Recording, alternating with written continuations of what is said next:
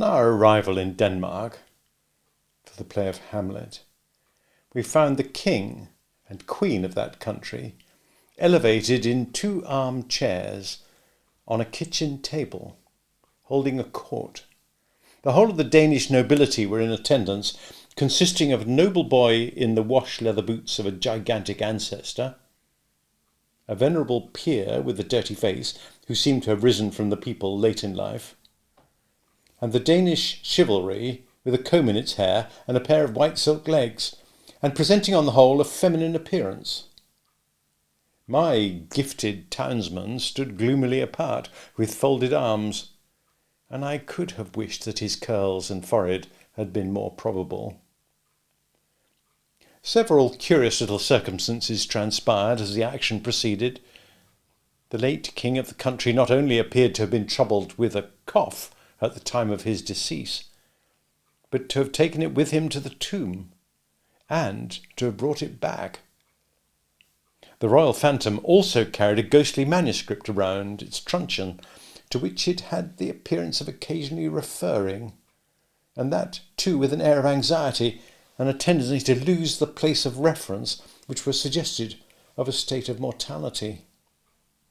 It was this, I conceive, which led to the shades being advised by the gallery to turn over, a recommendation which it took extremely ill.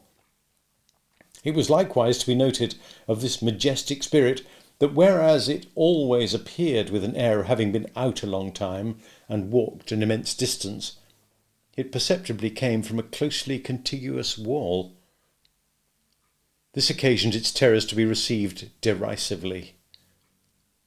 The Queen of Denmark, a very buxom lady, though no doubt historically brazen, was considered by the public to have too much brass about her. Her chin being attached to her diadem by a broad band of that metal, as if she had a gorgeous toothache, her waist being encircled by another, and each of her arms by another, so that she was openly mentioned as the kettle drum. The noble boy in the ancestral boots was inconsistent, representing himself, as it were in one breath, as an able seaman, a strolling actor, a grave digger, a clergyman, and a person of the utmost importance at a court fencing match, on the authority of whose practised eye and nice discrimination the finest strokes were judged.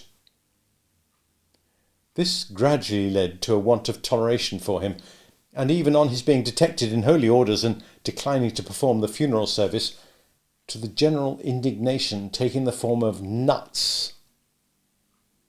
Lastly, Ophelia was a prey to such slow musical madness that when in course of time she had taken off her white muslin scarf, folded it up and buried it, a sulky man, who had been long cooling his impatient nose against an iron bar in the front row of the gallery, growled, "Now the baby's put to bed, let's have supper," which, to say the least of it, was out of keeping. Upon my unfortunate townsman all these incidents accumulated with playful effect.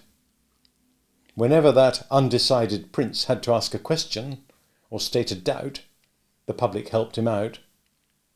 As, for example, on the question whether 'twas nobler in the mind to suffer, some roared yes, and some roared no, and some, inclining to both opinions, said toss up for it, and quite a debating society arose. When he asked what should such fellows as he do crawling between earth and heaven, he was encouraged with loud cries of "Hear, hear!" When he appeared with his stocking disordered, its disorder expressed according to usage by one very neat fold in the top, which I suppose to be always got up with the flat iron, a conversation took place in the gallery respecting the paleness of his leg, and whether it was occasioned by the turn of the ghost had given him. On his taking the recorders, very like a little black flute that had been played in the orchestra and handed out at the door, he was called upon unanimously for "Rule Britannia." When he recommended the player not to saw the air thus, the sulky man said, "And don't you do it neither, you're a deal worse than him." And I grieve to add that peals of laughter greeted Mr. Wopsle on every one of these occasions. But his greatest trials were in the churchyard, which had the appearance of a primeval forest, with a kind of small ecclesiastical wash-house on one side and a turnpike gate on the other. Mr. Wopsle, in a comprehensive black cloak, being descried entering at the turnpike, the gravedigger was admonished in a friendly way, "Look out! Here's the undertaker a-coming to see how you're getting on with your work." I believe it's well known in a constitutional country that Mr. Wopsle could not possibly have returned the skull, after moralising over it, without dusting his fingers on a white napkin taken from his breast. But even that innocent and indispensable action did not pass without comment. "Waiter!" The arrival of the body for interment, in an empty black box with the lid tumbling open, was the signal for a general joy which was much enhanced by the discovery among the bearers of an individual obnoxious to identification. The joy attended Mr. Wopsle through his struggle with Laertes on the brink of the orchestra and the grave, and slackened no more until he'd tumbled the king off the kitchen table and had died by inches from the ankles upward. We had made some pale efforts in the beginning to applaud Mr. Wopsle, but they were too hopeless to be persisted in. Therefore we'd sat, feeling keenly for him, but laughing nevertheless from ear to ear. I laughed in spite of myself all the time. The whole thing was so droll. And yet I had a latent impression that there was something decidedly fine in Mr. Wopsle's elocution, not for old association's sake, I'm afraid, but because it was very slow, very dreary, very uphill and downhill, and very unlike any way in which any man in any natural circumstances of life or death ever expressed himself about anything. When the tragedy was over, and he'd been called for and hooted, I said to Herbert, "Let's go at once, or perhaps we shall meet him." We made all the haste we could downstairs, but we were not quick enough either. Standing at the door was a Jewish man with an unnatural heavy smear of eyebrow, who caught my eyes as we advanced and said, when we came up with him, "Mr. Pip and friend?" Identity of Mr. Pip and friend confessed. "Mr. Waldengarver," said the man, "would be glad to have an honour." "Waldengarver?" I repeated, when Herbert murmured in my ear, "It's probably Wopsle." "Oh," I said, "yes. Shall we follow you?" "A few steps, please." When we were in a side alley, he turned and asked, "How did you think he looked? I dressed him." I don't know what he had looked like except a funeral, with the addition of a large Danish sun or star hanging round his neck by a blue ribbon that had given the appearance of being insured in some extraordinary fire office. But I said he had looked very nice. "When he come to the grave," said our conductor, "he showed his cloak beautiful. But judging from the wing, it looked to me that when he see the ghost in the Queen's apartment, he might have made more of his stockings." I modestly assented, and we all fell through a little dirty swing door into a sort of hot packing case immediately behind it.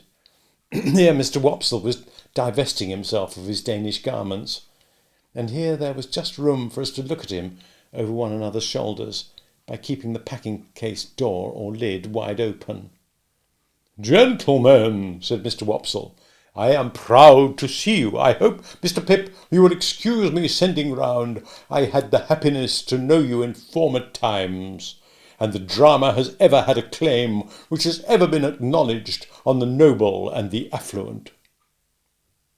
Meanwhile, Mr. Waldengarver, in a frightful perspiration, was trying to get himself out of his princely sables. "Skin the stockings off, Mr. Waldengarver," said the owner of that property, "or you'll bust them. Bust them, and you'll bust 35 shillings. Shakespeare never was complimented with a finer pair. Keep quiet in your chair now, and leave 'em to me." With that he went upon his knees and began to flay his victim, who on the first stocking come off would certainly have fallen over backwards with his chair, but for there being no room to fall anyhow. I'd been afraid until then to say a word about the play, but then Mr. Waldengarver looked up at us complacently and said, "Gentlemen, how did it seem to you to go in front?" Herbert said from behind, at the same time poking me. Capitally. So I said, capitally. How did you like my reading of the character, gentlemen? Said Mr. Waldengarver, almost, if not quite, with patronage. Herbert said from behind, again poking me, massive and concrete. So I said loudly, as if I'd originated and must beg to insist upon it, massive and concrete.